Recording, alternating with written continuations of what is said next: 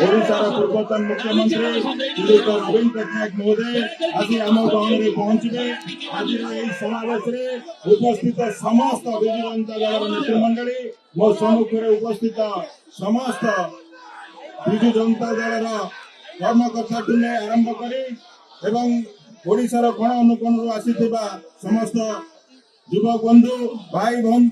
एवं भौणी मान समस्त आज कार्यक्रम उपलक्षे अभिनंदन एवं शुभेच्छा जनाऊँगी। धन्यवाद देवी आपण मैंने एत खरा हवा सत्वे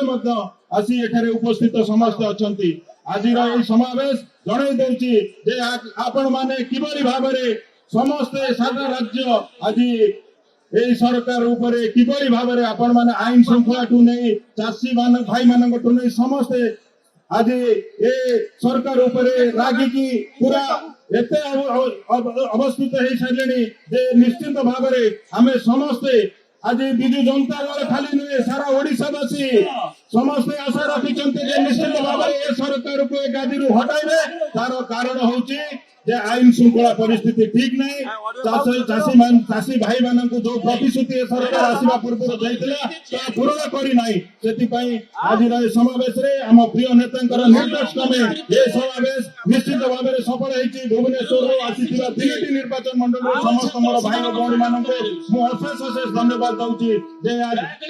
सब समय भुवनेश्वरवासी ये समावेश को सफल कर समस्त को बहुत बहुत धन्यवाद दे धन्यवाद। नवीन पट्टनायक आज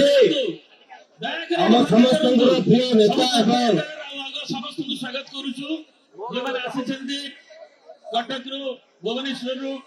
समस्त सही मेंटेन करंतु डिसिप्लिन 4.5 कोटी ओडियांकर सबुठारु प्रिय व्यक्ति प्रिय नेता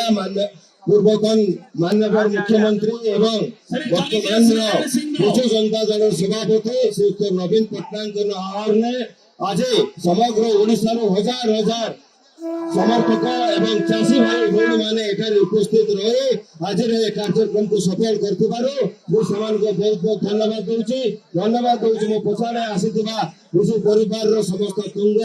नेता एवं सेनापति मान आगे तुंग वो ये कृषि विभाग चाकरी करते 17-18 वर्ष तले तेणु मो निज अभिज्ञता आपण मान सम्मुखें रखा चाहूँगी। से चाषी मानकर मनर कथा बुझी तत्कालीन मुख्यमंत्री नवीन पट्टनायक जो सब्सिडी दौले इनपुट उपरे 50%, 75%, 90% आज भी बरकरार अच्छी एमाने खाली मिथ्या प्रतिश्रुति दे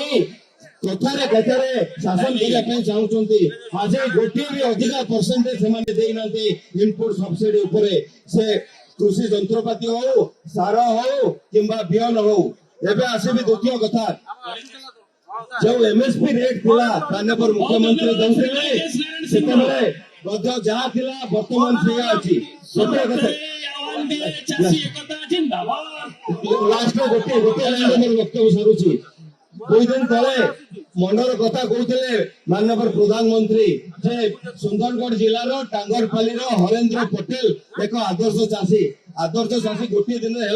माननीय मुख्यमंत्री सहायता सहयोग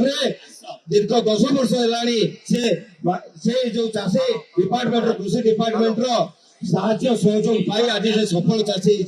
जदि माननीय मुख्यमंत्री नवीन पट्टनायक जो कृतित्व ताको निज कांधे नवाई चाहते या घोर निंदा एवं लज्जार कथा जदि चाषी को प्रकृत में उपकार दवाई चाहते उपकृत करने नवीन पट्टनायक जो नीति ग्रहण करूँ निश्चय हम नवीन पट्टनायक जिंदाबाद।